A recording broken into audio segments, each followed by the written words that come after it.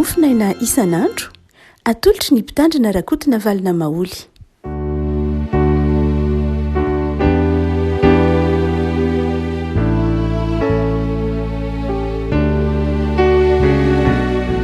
Famiraba tsika rahako malala tratrity alatsinainy fa folo ny volana jona ity ny mofaina volahatra aotsika dia ny bokyny Deutéronomie toko faharoambin'ny folo Deutéronomie toko faharoambin'ny folo andininy fa valo amby roapolo ka hatramin'ny fa iraika amby telopolo ihany amin'ny anaran'i Jesosy. Tandremo ka hainao izao teny rehetra izao izay anjidiko anao mba hahita soa ianao sy ny taranaka mandimby ianao mandrakizay raha manao izay tsara sy mahitsy eo mason'i Jehovah Andriamanitra ianao.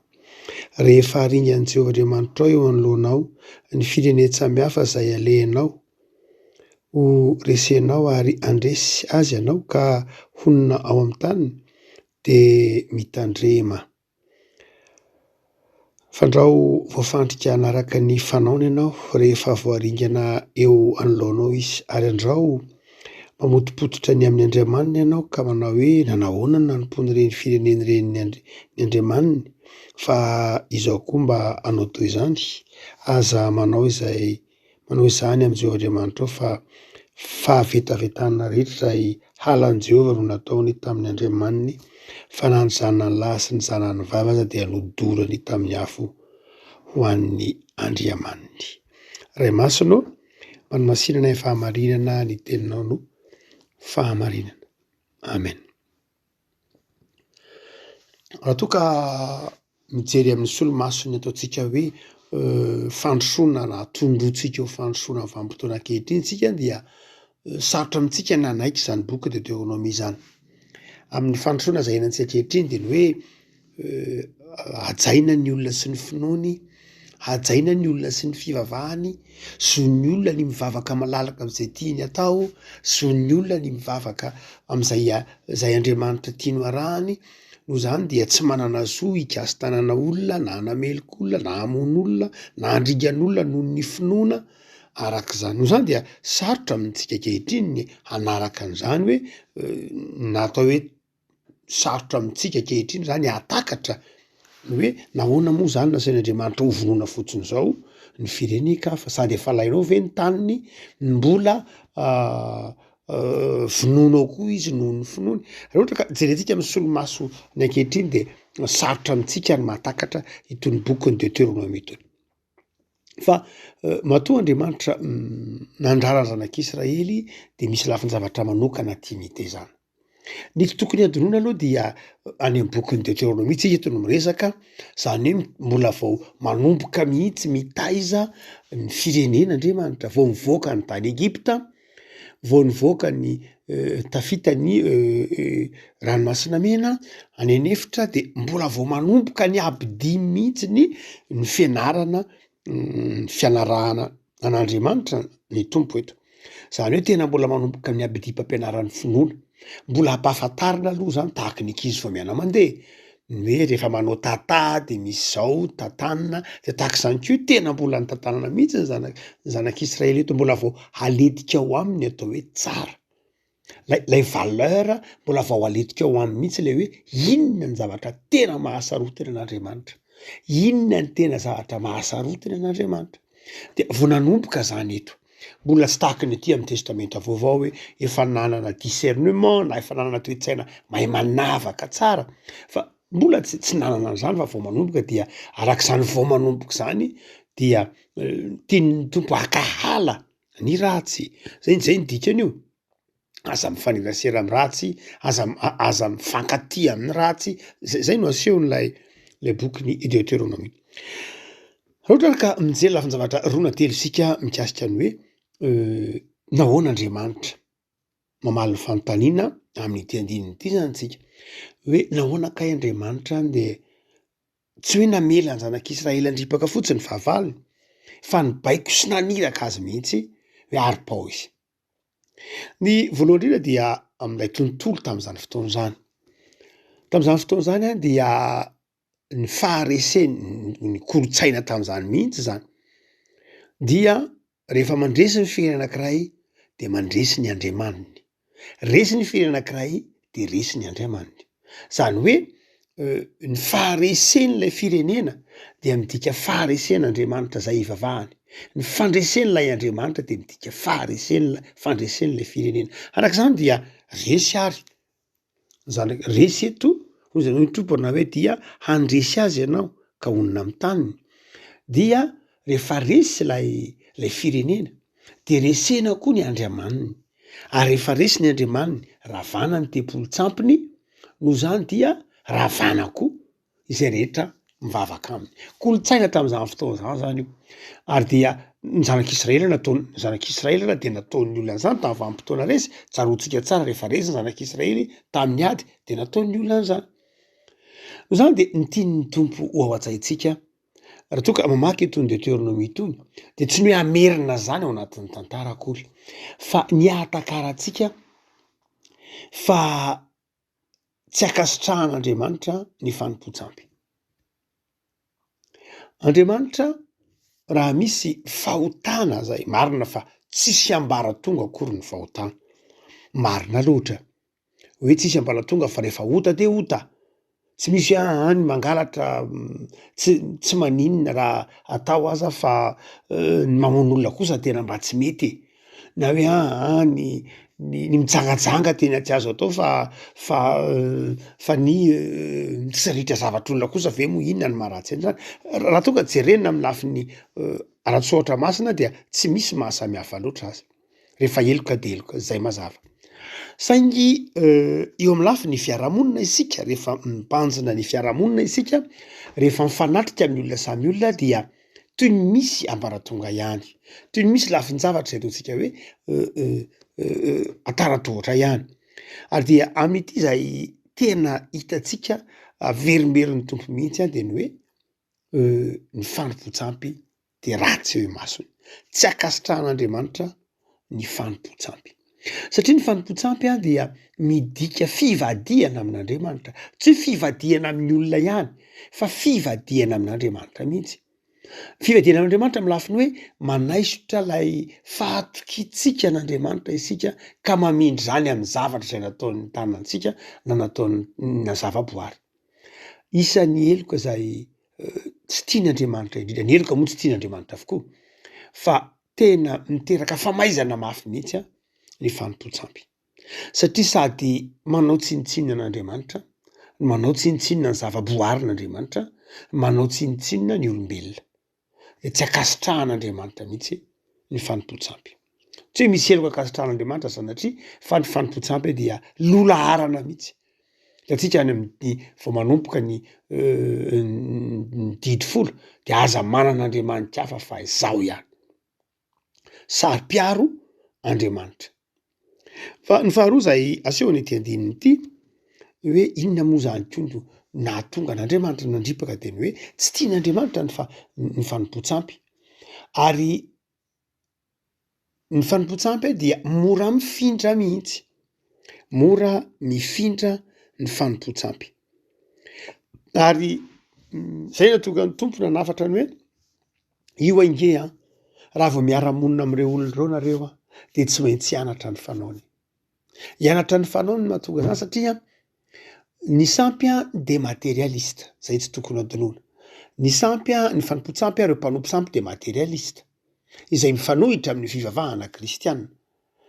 Ary materialista be zany hoe mivavaka ho an'ny mba hahazo zavatra, zay ny dikany hoe sampy. Ny sampy dia fanompoana mba hahazo zavatra, mivavaka amin'ny sampy mba hahazo zavatra. Ny fivavahana amin'Andriamanitra tsy materialista tahaka izany ny mpino. Tsy hoe mivavaka mba hahazo zavatra, tsy zay. Ny vavahana izay vavahana kristianina dia resaka fifandraisana. Resaka fifandraisana ny vavahana kristianina. Tsy hoe mivavaka mba hahazo zavatra, fa mivavaka satria mahana fifandraisana amin'Andriamanitra, miara-monina amin'Andriamanitra, mahana fiainana izay mifamatotra amin'Andriamanitra. Fa ny sampy tsy zay, ny sampy tsy mivavaka amin'ny sampy satria tia hahazo zavatra, mivavaka amin'ny sampy satria tia hanan-javatra, dia mora kely ny anarahan'Andriamanitra tahaka izany satria toy ny mora satria ny olona manana zavatra ilaina foana maha olombelona. Tsisy olombelona tsy manana zavatra ilainy zany amin'ny maha olona azy, na sakafo na fitafiana io na zavatra mety mahafinaritra jeren'ny maso dia ny sampy a lasa mora mitaona ny olona ho am'ireny zavatra ireny. Zay mahamaterialista azy, miorina amin'ny zavatra hita maso, hany ka mora mifindra be ny sampy. Mora kely ny itaoman'ny olona no mpisampy satria mora kely ny maka zavatra, mila zavatra hoe ty a topoy de mahazo an'ity ianao, ty a tahaka ny olona marary. Mora kely mihitsy rehefa ao anatin'ny aretina mafy ny olona, de mora kely amin'ny olona mihitsy ny mitarika hoe ty ataovy de topoy kely ka Andriamanitra kely tsy manampy zay manampy ny tena de mba hampiasao kely ataovy any am-bava, asitreo any ambany ondana, ataovy ery am'tolàna sy ny sisa. Mora kely mihitsy satria zava-dehibe amin'ny olombelona ny hita maso. Ary de zava-dehibe amin'ny olombelona ny azo tsapahi-tanana, de mora kely ny makany amin'ny fanompoan-tsampy satria manome toky zavatra tahaka izany ny sampy. No zany de tombona hoe tandremo tsara ary. Fa raha avy mbola eo aminareo reo mpanompo sampy reo de mora kely ny tarihin'ireo anareo hanompo sampy. No zany de izao, aleo tsy eo mihitsy reo olona reo. Aleo tsy eo mihitsy reo olona reo satria tsy afa-misaraka am'ireo olona reo ny sampiny. Tsy afa-mivadika amin'ny sampiny reo olona reo. Ary dia noho izany de zao, aleo tsy eo izy. Tsy raha tsy fanazan'Andriamanitra. Tia ny zanak'Israely izy. Te hiaro-ny azy izy. Te hiaro-ny azy ao anatin'ny fahatokiana sy ny fahamasinana izy ka dia tsy niaraka, tsy namela ny zanak'Israely hifangaroaro amin'ny ratsy. Tsy hoe manavaka izy sanatria fa fitiavany ny zanak'Israely. Ary dia faharoa zay hitantsika hoe naninona moa Andriamanitra no namela an'io de zao koa fanajana ny afo, fanajana ny olombelona, ny aina. Hoy ny andininy raika amby telopolo manao hoe fa ny zanany lahy sy ny zanany vavy aza de nodorany tamin'ny afo ho an'ny Andriamanitra. Nisy moa lay antsoina hoe Moloka, Andriamanitra sampy Moloka, ka dia ny fanomponana io Andriamanitra io dia fandoroana zaza, fanaovana sorona taranaka, tolotra ny Moloka, dorana sy ny tahaka izany mihitsy, dia fanompona Andriamanitra Kananita io zany. Dia ndraindray zaza rehefa atorona ny zaza de atao sorona ny zaza na lahy na vavy arakaraka zay mety ho ny vavy matoa, mety arakaraka zay tadiaviny lay Andriamanitra Moloka io. Dia hoy ny tompo eto ny teny manao hoe tandremo tsara fa na de ny zanany ara de foiny ho an'ilay Andriamanitra. Andriamanitra dia tsy nitaky an'izany tamin'ny zanak'Israely ataovy sorona ny zanakareo. Tsy nitaky an'izany Andriamanitra. Satria Andriamanitra nanaja ny fiainam-pianakaviana. Avy amin'Andriamanitra ny zanaka. Avy amin'Andriamanitra ny taranaka. Noho izany de tsy Andriamanitra no mandrava ny zavatra naoriny. Misy incohérence ao amin'Andriamanitra, misy zavatra tsy mitombona amin'Andriamanitra raha ohatra ka hoe mitaky sorona ho an'ny zanaka, ho atao sorona ho an'Andriamanitra ny zanaka. Andriamanitra ny nanome ny zanaka ve de ho alain'Andriamanitra ho vonona indray lay zaza? Tsy zany Andriamanitra. Marina fa amin'ny bokin'ny Genesis toko faharoa amby roapolo misy lay fanoharana lay tantara ny marimarina kokoa momban'ny Isaka sy Abrahama zay nangatan'Andriamanitra ho atao sorona Isaka fa tsy nalainy moa rehefa avy eo satria sarobidy amin'Andriamanitra ny fifandraisan'ny ray aman-dreny sy ny zanaka. Andriamanitra tsy mandrava ny fifandraisan'ny ray aman-dreny sy ny zanaka. Andriamanitra manaja izay fahamasinana izay fifandraisana izay. Masina amin'Andriamanitra. Izay eto dia tsy rarahin'ny sampy ake zany. Tsy rarahin'ny sampy zany hoe Andriamanitra fa tsy mampaninina azy satria tsy avy aminy ny zanaka dia tsy mampaninina azy na dia mitomany ny dradradratra eo ara ny ray aman-dreny noho ny zavatra materiel hita maso. Havako tsy akasitrahan'Andriamanitra ny fanompo-tsampy eto.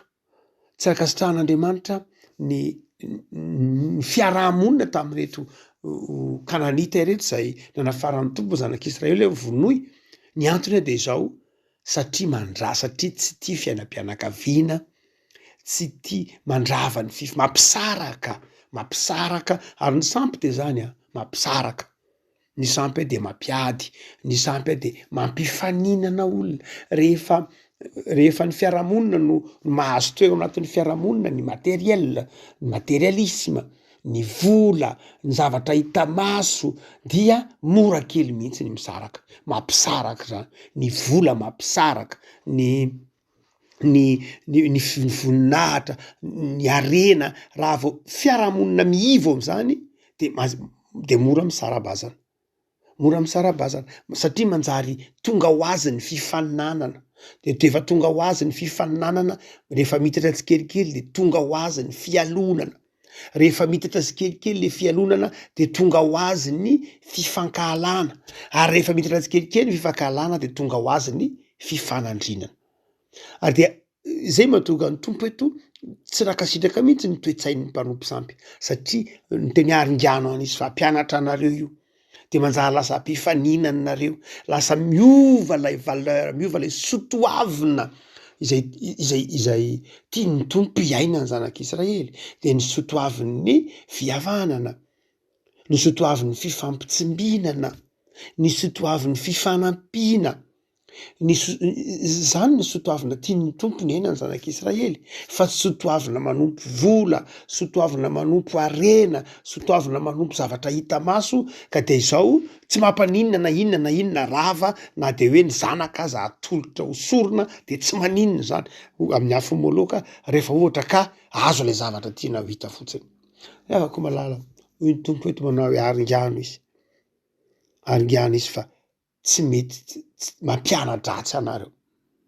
Fa ny fahatetana avako malala raha mahatonga ny tompo eto koa tsy makasitraka lay dia ny lafin'ny etika, lafin'ny etika, ny lafin'ny moral. Nisy tokony adinointsika dia zay inon'ny olona no mibaiko ny fitondrantenany. Ny finoana de manjary toetra. Rehefa mino ny tolo malagasy manao hoe misy io Andriamanitra mamaly ny natao io, misy io tody io, ray moa tenenina any vavahana bodista sainto hoe karma, misy io tody io. Raha ohatra ka mino ny fisian'ny tody, mino ny fisian'ny valiny natao de mazava ho azy misy toetra terak'izay, misy toetra terak'izay ao amin'ny fiarahamonina. Ny zavatra ny finoantsika de manjary toetra, ary dia eto de ny mpanompo sampy de nanana toetra manokana, ary misy ny toetra ny mpanompo sampy. Dia hoy Andriamanitra manao hoe ny toetra koa de mora mifindra. Mampatsiaro mambolam-bazaha manao hoe lazao azy namanao de ambarako anao ny toetranao hoe. Lazao aho hoe iza ny namanao de ambarako aminao hoe izy ianao. Mety tsy de marina loatra zany amin'ny fotoana sasany, fa marina foana kosa zany amin'ny ankapobeny manao hoe na ahoana zay olona hifandraisanao, zay olona miara-monina aminao na ifaneraseranao dia misy toetra tsy maintsy mifindra, misy toetra tsy maintsy mifindra satria ny resaka tao zany manjary mampita zavatra aminao, ny resaka, ny fifandraisana, ny fomba fijery zavatra, ny fomba fiadevitra, zany dia mifindra arakaraka ny olona ifampiresahanao. Rehefa miaraka amin'ny olona tia fosa foana de zao mandeha ho azy ny mifosa. Rehefa olona manana fijery negatifa foana, miiba foana de zao manjary lasa manana fijery miiba ho azy ao anatin'ny andavanandro. Rehefa miresaka amin'ny olona mba manana fijery miabo ianao, manana fijery tia miadevitra amina zavatra foto-kevitra amin'ny toetra tsara de mba ohatr'izay koa no toetranao. Rehefa miaraka amin'ny mpivavaka ianao na ahoana de zao tsy maintsy misy toe-panahy hoentiny eo aminao. Ary dia eto Andriamanitra nanakana ny fanontolo sampy ary ianareo mpanompo sampy ireo satria tsy ny fivavahany ihany no ampitainy aminareo, satria tsy hoe hitondra fisarahan-tsaina, ampiditra fisarahan-tsaina sy fisaraham-baza ny aina izy, fa izao koa isy lafin'ny toetra na moral izay ho afindrany any aminareo. Ny mpanompo sampy dia fantatsika fa manana ny toetra, manana itsika vavahana kristianina zao itsika de manana ny toetra tsika rehefa anatin'ny fiarahamonina be dia be ny hitantsika, didy folo ange be dia be ny moral, be dia be ny lafin'ny toetra, hoe zao no tokony ataonao amin'ny fifandraisana amin'ny namanao satria ny baiboly dia miresaka koa ny hoe comment vivre ensemble na hoe ahoana ny fomba iarahantsika monina baiboly de miresaka an'izany fa tsy hoe miresaka fotsiny hoe ny lafiny ara-pana fa tena mampianaratsika mihitsy ny hoe ahoana ny mba hatoka ny fiarahamonitsika mba hety ahoana mba mahatoka ny ty tany ty ho azo iainana de azo manana valy teny am'izany mihitsy ny baiboly amin'ny lafiny hoe toe-karena amin'ny lafiny hoe sosialy amin'ny lafiny hoe arabola de manana valy teny petsaka ny baiboly mba hahatonga an'ilay tany azo iainana fa tsy eken'ny olona moa le izy satria ny olombelona efa masaky ny fahotana ka te hisongadina mihoatra noho ny namany masaky ny fahotana ka manana fitiavatena mihoatra noho ny namany ary dia tsy mety ekeny lay lamina napetraky ny baiboly fa eto dia afaran'Andriamanitra zanak'Israely manao hoe tandremo ny fanompoan-tsampy mitandremy ianao fa rehefa resinao ny firenena andresa azy ianao de zao aza manaiky miara-monina aminy fa ny toetra ratsiny de mety mifindra ny moral zany ny toetra ratsy de mety mora mifindra be ny toetra ratsy ny toetra tsara zany sarotra findra fa ny toetra ratsy mora mifindra be nahoana io de amin'ny lafiny psikolojika Davida de manazava an'io manao hoe satria ny olona ingea teraka tamin'ny fahotana de mora kokoa amin'ny olona ny mivily manao ratsy satria ao anatin'ny olona efa misy fahotana io moa indray lay tenenina hoe fahotana fototra Romanina 5:5 de miresaka an'izay Paoly mbola isy fotoana angamby iresahana an'izay fa hoe ny olona mora mivily manao ratsy nahoana ny olona mora manao ratsy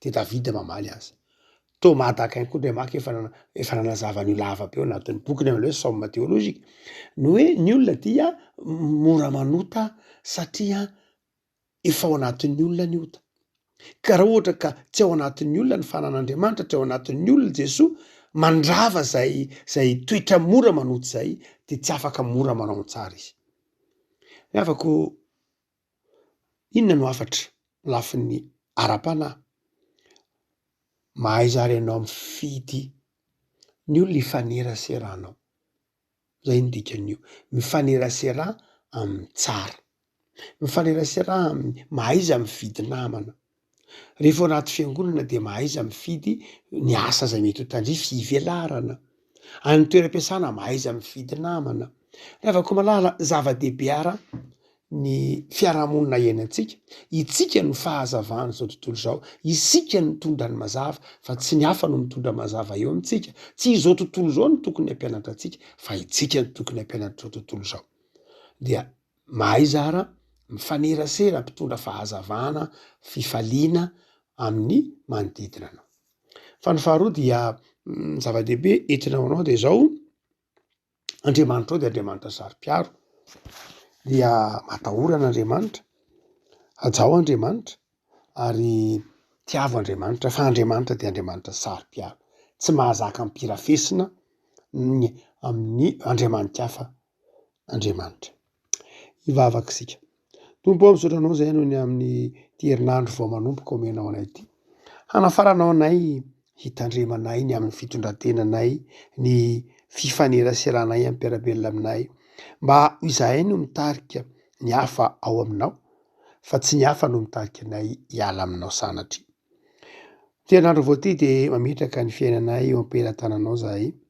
mitahy anay tompo ary mandrakofa fifaliana sy fahasoavana ity herinandro vao manomboka ity ny fiainanay ianao jereo ny asanay jereo ny fikasanay rehetra satrinay Jesoa ahavita zavatra tsara hatrany miaraka aminao de vimbino zahay ahavita zay tianao tanterahana anapaka ao am-ponay ianao Jesoa ary tsy ahafoy nahasaraka anay de jereo koa ny tanindrazanay jereo ny fiangonanao zay misy anay ampahireso ho fiangonana vavolombelona trano ta ireo mpianatra zay ao anatin'ny fanadinana am'izao reo manala brevet me fahazavan-tsaina me fifaliana ary me fombiazana ny zandrinao Jesoa ao anaovana izany vavaka izany